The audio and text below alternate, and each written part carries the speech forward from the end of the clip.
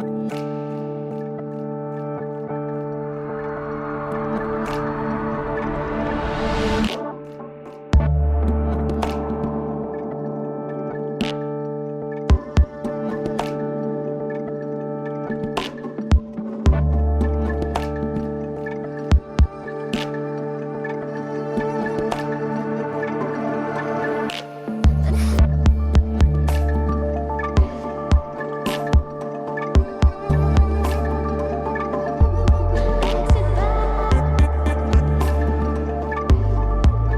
name is Aizik, my nickname is Fly, and I play for Team OG. My name is Johan Sundstein, my nickname is N0tail, and I play Dota for Team OG.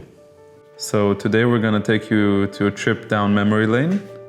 When the majors were announced, this kind of was a big opportunity for all teams to have a chance to win a Valve event without actually having to wait a full season until TI. So the hype surrounding it was really high. It was immense. Nobody really knew what to expect coming into this major because it was the first of its kind. Everybody was looking at these groups, the format, who's going to play who. For us though, at that time, I think we were, I don't know if it was like blind confidence, but we were feeling pretty good about things. And I think because we had played so many qualifiers and we had been winning over and over, obviously we didn't play all these top teams from over the world. We were just playing in the Europe region, but I think most of us felt really good at that moment before we started playing. We then pretty much proceeded to play the group stage, and it was like a GSL format, and then the two top teams in the group go to the winner bracket and the two lower ones go to loser bracket, and we ended up losing to the same team twice in this format. So I think we won one match, then lost to the next one, and then lost again to Vega, if I'm not mistaken. And then it was a pretty big blow to us because now we're facing this whole tournament from the lower bracket side, and we're going to be playing a best of one on stage. It was pretty hard. We were all kind of sad, but we did the best thing we could, which was that we kind of all sat together for like an hour and a half or something. We just talked amongst each other, like what made us lose these games, or what do we need to do to actually bring this back, because we didn't want to lose this tournament, but it was hard. We had this really, really good talk about how we wanted to approach the drafts. When you come to these big tournaments, you play some of these really good teams, they're also going to come much more prepared. And they're maybe going to push you into different strategies that you haven't played in a while, or that they just don't want you to see you on your comfort heroes, your favorite strategies. And then we did lose these games, I think, playing heroes and strategies that we hadn't done before maybe this boot camp or for a while, and that kind of forced us into we need to become better before we go on main stage. We need to feel better about these things. Whatever we end up playing, we're gonna win. So after our meeting, we pretty much kind of set ourselves some structure in how we want to play and how we want to strategize, and we kind of followed that throughout the whole tournament almost. After that, we played against, who was it? It wasn't Fnatic. Were they called Fnatic at the time already? That was Fnatic. The best of one team? Yeah, it was against Mushi. Yes. Yeah, it was Fnatic. Yeah. So we ended up going there to play a best of one against them. And then, we walk onto this really big stage in a really big arena. That's a bit dark because there are not that many people there at the time, but it is a really big arena after all. It's a huge stadium, and it's a cool feeling, You're walking on stage, you're walking next to your opponent pretty much, and it's nothing quite like it. It definitely had that kind of big tournament hype that you usually only get, or you usually only used to get if, I remember DAC was like this, I remember every TI has been like this. These Dota tournaments that were just that extra large, when they add up to when you walk on stage, a little bit of smoke here and there, you definitely feel like, damn, this is really important, This is going to be some important games. When we managed to win our first best of one, I think that set us up for, something happened within the team that, a lot of the pressure went away, but I also think we built a lot of trust from there on out, to play the rest of the tournament without ever distrusting anything that anybody would do, say, whatever our draft was. So after winning against Fnatic, we all felt a lot of relief, especially winning a best of one. It's so much stress that you have built up, and it's an amazing feeling to kind of feel that go away. It all comes together for a very special moment every time you win. So it was amazing. Yeah, besides that, it was also our old organization, so it's always something you don't want to lose to. So after that, we had to play Meneski next. And Meneski is a team we didn't know much about. I think they were a bit out of their comfort zone, they were a bit weaker compared to the other teams at the time. So we felt pretty confident going into the match, and we want to keep the momentum that we had built. We wanted to keep it going. Yeah, there wasn't really too much to, I think, take from those games, as maybe we did grow a little bit.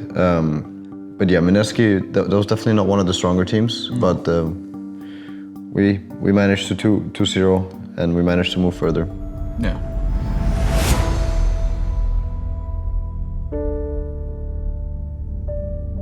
After that, I think we started facing more of the strong teams in the tournament, and I believe we were facing Virtus Pro at the time, and they looked pretty good. They had some good momentum going themselves. I mostly remember the last game, to be totally honest. I think I can't remember much of the first or the second. I just know we won one of them and we lost one of them. But the third game, I remember there was a lot of pressure, and there was this moment where we took a fight, and if we win this fight, we're probably going to win the game, or if we lose this fight, we're pretty much out of the tournament. Because when you have an anti-mage game, especially back then, it is this a bit of a game of cat and mouse. They're trying to run after this one hero, and we're these four guys trying to make a distraction. Virtus Pro's the bull, and we're trying to distract them. This one fight basically meant that the game became pretty easy after that. Looking back at it, it was probably one of the closest games we had throughout the whole tournament to actually getting knocked out. I think the closest. Probably the closest. Crush is there! It's gonna be a team-wide triple kill for Miracle as OG wipe the slate clean, go for the Roshan, and that smoke leading them into the exact fight that they needed. I remember after winning that particular series, later on, the captain of VP, he came up to me a bit later when we were grabbing food, and he asked me about how did he know about this and that. He was starting to ask me questions. I was a little confused, but he felt we knew something about them. That was a pretty crazy series. We were feeling really good after that. We were we can't believe we're actually making it to top 6 now. All of a sudden, we started out being a best of one from being eliminated. Now we're top 6. All of a sudden, for this new team that hasn't achieved really anything, it's very surreal to even get this far, and nobody saw it coming, nobody.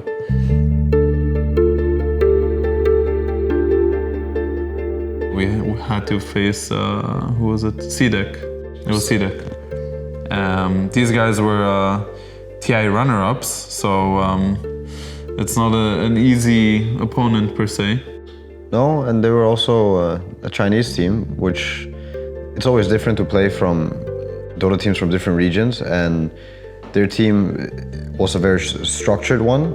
I remember when we went into this tournament, I didn't look so much at the other teams, what they were doing, but right after we lost the groups, this was the team that I looked at the most. I looked at Aggressive, their player, the most, what he did, the way they structured the games around him. He always tried to do the same thing for his team, and the team always used to do the same moves revolving around him.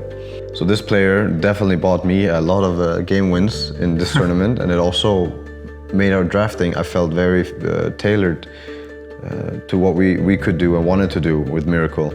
We always had this theory about, Chinese teams, there are some heroes they just don't get to play against. It's kind of called cheesing, to cheese your opponent a little bit, because you pick this hero that is almost never picked, and he changes the game completely. And these guys just don't know how to deal with it. And that's what we did to them. We ended up picking Meepo one game, yes. and they didn't really have an answer. They didn't know how to beat this hero. They don't play it themselves. Aggressive ended up playing Doombringer versus Meepo, which was really bad back then. And I remember that game, I was so hyped. One thing is you get to play the cheese versus the team you respect, but the other thing was that I felt like we were crushing this TI runner-up team. which it was huge for us. I mean, that was an amazing feeling. The way we beat them, like we pushed them away. Pretty much. We kind of crushed them. Yeah, to be honest. there was 2 games. And then that means we're top 4 after that one, and that's crazy, right? For this team that came out of nowhere, and that's actually the story of CDEC in a way. They're a team that came out of nowhere and made it to TI runner-ups.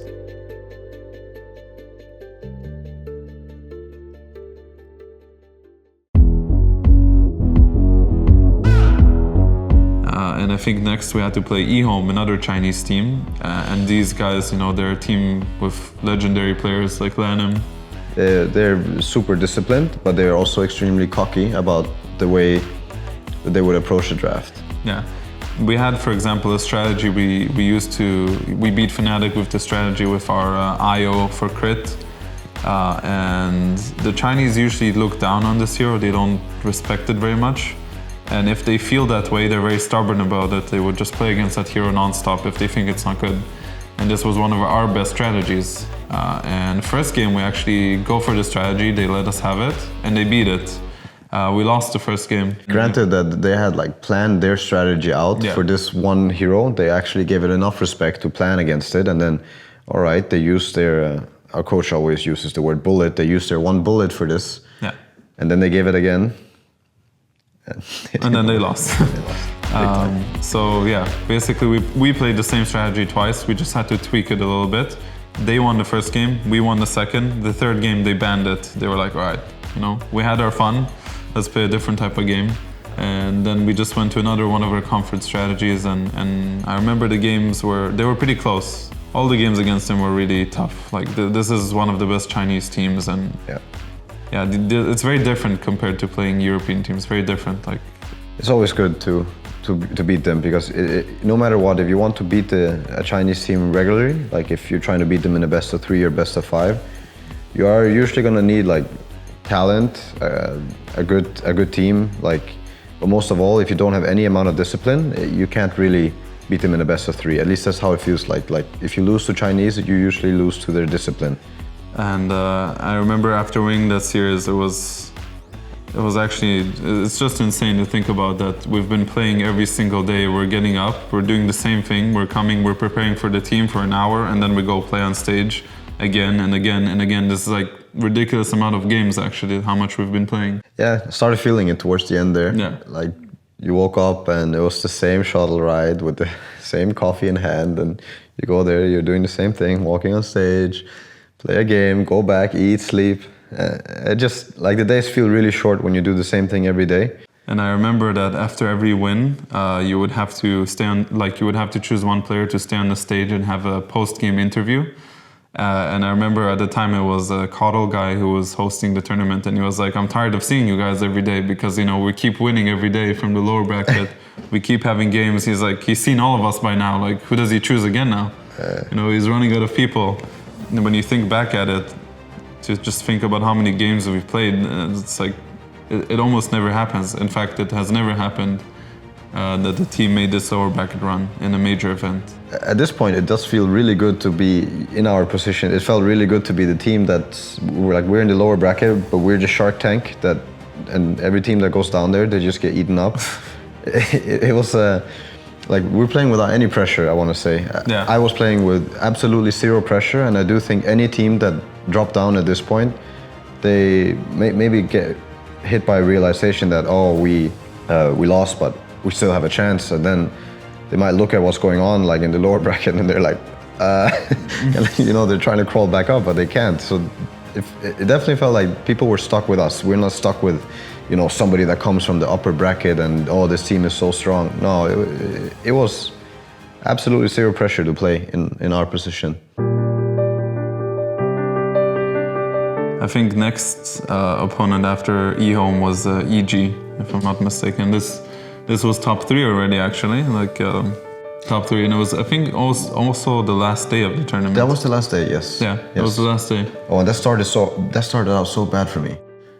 That was the day where I got locked out.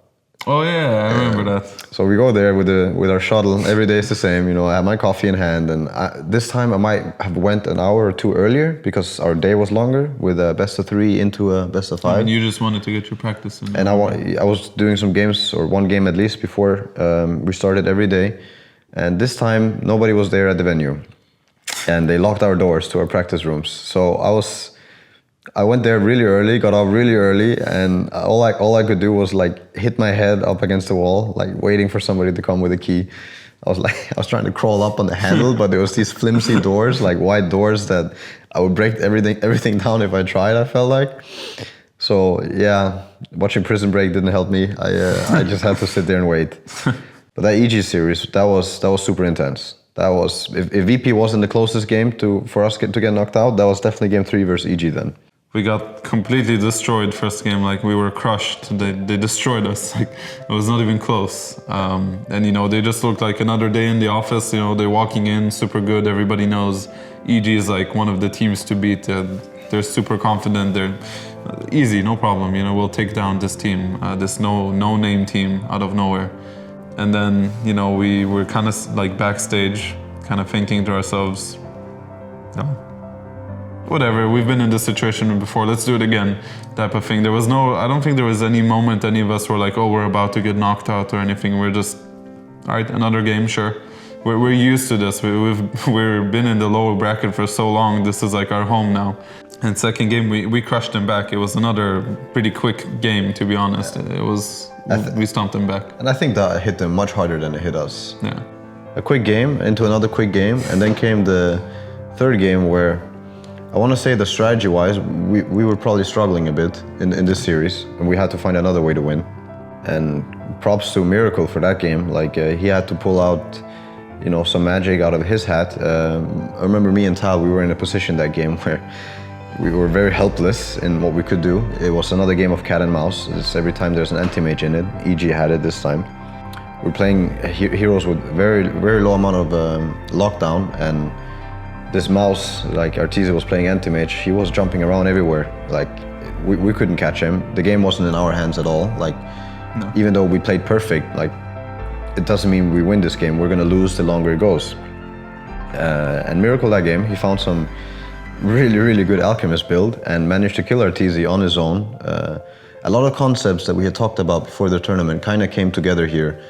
Crit always used to talk about anti-mage. If you have one hero that solo kills him, like kills him on his own, what people are doing with anti-mage stops working. Like this 4 protect 1, this guy who's running around on his own. We would show with 4 heroes, suddenly Miracle kills some Arteezy anti-mage, and that's when the game like started going fast for us. Yeah.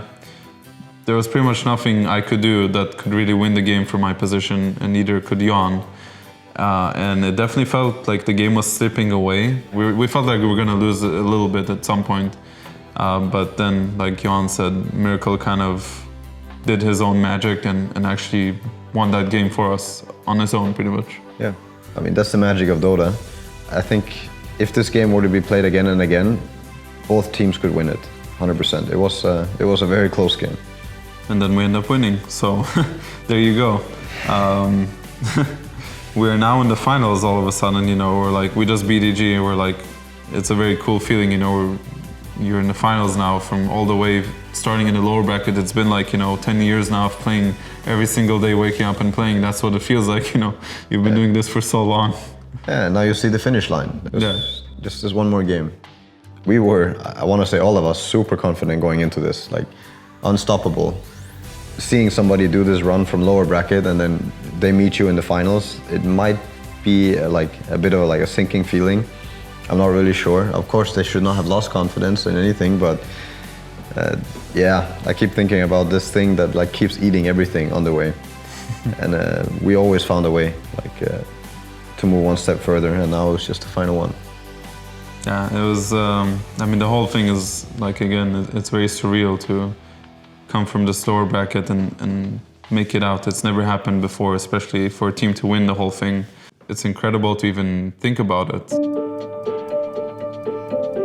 And now we're about to play the first Valve major. We're about to play the finals, and you know people are starting to talk to us about how there's like, if you win, you're gonna have to go and get the, you know, pick up the trophy, or there's gonna be smoke out, or like all these little things are like, oh, okay, cool, you know. Sure, all right, I'll go pick up the trophy if we win. You know, somebody's telling me in the backstage to get ready in case it happens. And we haven't really been in that situation before. I remember before we walk in, like you're facing, both teams are like in a line. And I was next to Poppy, and I know we're having like a small talk amongst each other. I don't remember exactly what we said, but we're just laughing to each other about something random to kind of take away from all that's happening, pretty much. And then they call your name, and you walk through like with the team next to you, and it's incredibly hype. And the whole crowd, there's a big crowd at this point, you know. It's the finals, it's a weekend. There's a lot of people cheering, and we had our own personal OG cheering section, which was really cool. Like that finals was definitely the highlight of my career at that point. I think for all of us, like again, we hadn't managed to have like the success of winning in Dota yet, and especially we've never been this close at something that big. But definitely nothing could touch our confidence, and I think strategy-wise, we also had them. We had them good.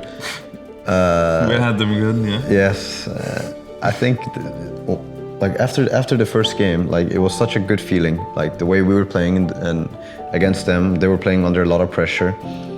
I was also playing against my two old teammates at that point. I don't know. I did not feel like losing that day. No, I didn't feel like it either. And to be honest, we've both been in secret before and both kind of got kicked. It's another small thing that kind of adds to you wanting to beat that team. There's no real bad blood, but you want to beat the guys who kicked you, right? It's kind of obvious. And I remember first game we were actually just bullying them in the game. It was complete pressure for them. We were like playing super relaxed. We showed them, like, you know, we gave them a wake-up call after first game. Like, you know, if you want to beat us, you're going to have to wake up and play better.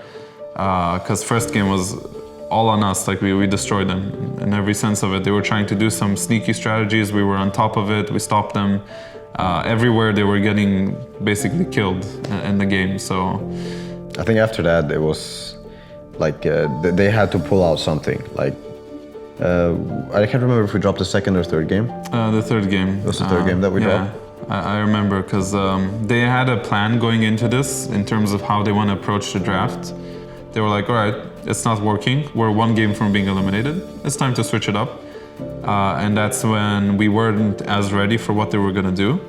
And this game in particular turned out to be very intense and very close. It was like an hour-long game, yes. I think. And I messed up so much that game. We lost that game, but we were like, whatever. And this is normal. This is like another day at the office at this point for us. Like, sure.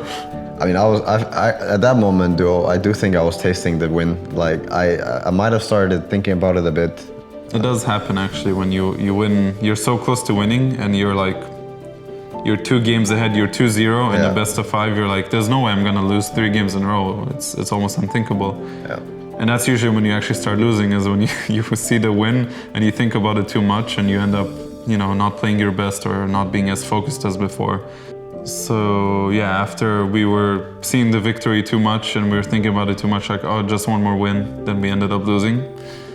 It's okay, we were fine, you know, it didn't shake us. Like Johan said, it's, you know, we're gonna go to game 4 with a fresh mindset, and we know what they're up to now. They changed their strategy, we're gonna change ours a little bit too. And we surprised them. Like, they didn't expect the 4th game. No. I mean, this is the game I remember most clearly out of the whole tournament. Was definitely game 4. It was the most enjoyable moment. Was during the drafting scene. Like, you can look over your shoulder and look at the other team. And after we picked the first 2 heroes, I looked over and you could see a lot of these arms that start scratching the back of the head. And that's when we had them. I felt. I mean, there was no way we were going to lose this game. What happened in strategy, like, I think they already died. Like, there was no chance. But then what happened in the game was even more the case. Like, the amount of pressure that they were playing under was immense. Like, they ended up giving us comfort heroes. They ended up picking heroes that they hadn't played in a very long time. I mean, for me, what Tal did in the draft was super genius. Like, he picked our comfort heroes, but in a different order than usual. We ended up picking these two, like Xiaofeng, which was lane heavy, and then my Brewmaster, which was extremely teamfight heavy. Those the two, right? They ended up with the Doom. No, we had Doom. We also had Doom. We had Doom, Brew, SF, Jakiro, Lich. We basically, I mean, we had like one of our favorite strategies that people have been banning and contesting these heroes, and we kind of did a little trick in the drafting phase. Like we baited them to pick something that they thought we really wanted, and then we took something else, and that set us up for an amazing game. Like, yeah, it was very simple for us. We knew exactly how to play this game. We've played this like thousands of times at this point, and they were really confused at what they were doing. I think this metaphor of like you have a ball rolling down a hill is very good here. Like everybody was looking at us as something that they had to stop. Like, we were not looking at our opponents like we had to stop them. We just keep doing what we're doing, and every time they're trying to stop us, we find a way around it and we keep rolling. They never really, this is how I viewed it, they never really like tried to make a ball themselves that started rolling. They always just tried to stop what we were doing. And I mean, because we played so many games, we had so many different strategies we've shown people, and they didn't really know how to handle it anymore in the end. We just had way too much in terms of strategy and comfort. And then we ended up winning. OG have got it! They've got the TG out from Secret! OG, they fight all the way through the lower bracket and will be claimed the champions of the first ever DOTA2 major live here in Frankfurt. It was a special moment. It's definitely one of the most memorable things for me, like besides the games themselves. I remember Crit, he's very like stoic, very like quiet. He like banged his hands on the table, right? Yes, you remember yes. the crit rage? It's like this. He's like, yeah, like screaming, and you had never hear this guy scream ever. It's like it doesn't happen. Another guy, like we're all standing up, we all started hugging each other. I remember Miracle, he was like hanging on to me, like some kind of I don't know what. Sloth. Yeah, like a sloth, and we were all super happy. We're hugging, and it was crazy, A huge relief for me. I mean, overall relief, not just from this tournament. Obviously, the tournament was long, was hard, but that was finally the moment for me where all those years of Dota paid off. Like, there's always this wave of relief after you win a tournament, but this was the first one, and it was a big one too. It was magic. I remember holding the trophy, and there was like fireworks pretty much everywhere, and confetti dropping down, and like, I don't know, people were getting burned. Yeah, that stuff was hot, man. Like, we weren't told exactly what was like. We heard about smoke and fireworks, stand there, don't stand there. But when we went to hold the trophy, like these sparks, like they were hitting us. They're like they were hitting you, burning you. You're wondering like, when does it end? There's smoke, like things are going wild. But it was good. I mean, memorable. Memorable, yeah. Memorable Enjoyable. to get burned. It was good. It was good. That was crazy. I remember I was seeing my friends there. I didn't realize that they came out from Denmark, and I saw some of like my childhood friends and his friends. They actually came to watch the event. I was like so surprised that they're there. I was like, yeah, crowd was on our side. The mood was good. Everything was amazing. Almost overwhelming, but not for me. Like I had been longing for that day for a long time. It was the same for me, and like the last thing is that we all went outside just to kind of catch some air, and I remember just sitting there. We didn't really say much, we were just like, nice, this feels good. I was like kind of dancing, like fucking, I was happy as hell, man. And people were like sitting still, like, calming themselves down. Maybe too much adrenaline, I'm not sure. But obviously everybody was happy, everybody was in a good mood. Yeah. Dota every day came to an end. It was a crazy ride. I mean, to be honest, this is the first time it's ever been done that a team came from the lower bracket, started from the lower bracket and won the whole thing. It's never happened before in Dota in a major event, and we didn't think about it at the time, but that's what we did. We did the dream run. Scary to think back on that things could have ended, but also amazing to think back on that we always found a way to get one further and keep doing that until the very end. So to wrap things up for me, it's just thinking back at the Frankfurt Major. It's my first major win, and a major win as just in general. It's incredible to think that we've managed to do this, and ever since then, you know, we've been a much better team and made me a much better player and everything. And yeah, this was a lot of work. I mean, me and Tal, we were playing together for 5 or 6 years at that point, and all those things that we went through together kind of like helped us do what we finally knew that we could do, and to finally have it done, that we actually won a Dota tournament. And it was not also the way we did it. Again, I go back to this sense of relief. For me, that's what I'm gonna take away from Frankfurt the most. Huge amount of relief that I'm not a bad Dota player. I know the game, and I also love that we won it as a team. We definitely showed the world that, you know, we're here to stay, and OG is one of the best, and that's where I kind of wanted to leave it at. We weren't really the most hyped team when the tournament started, but all that backup that came throughout Frankfurt and afterwards, yeah, lost for words. Just big thank you.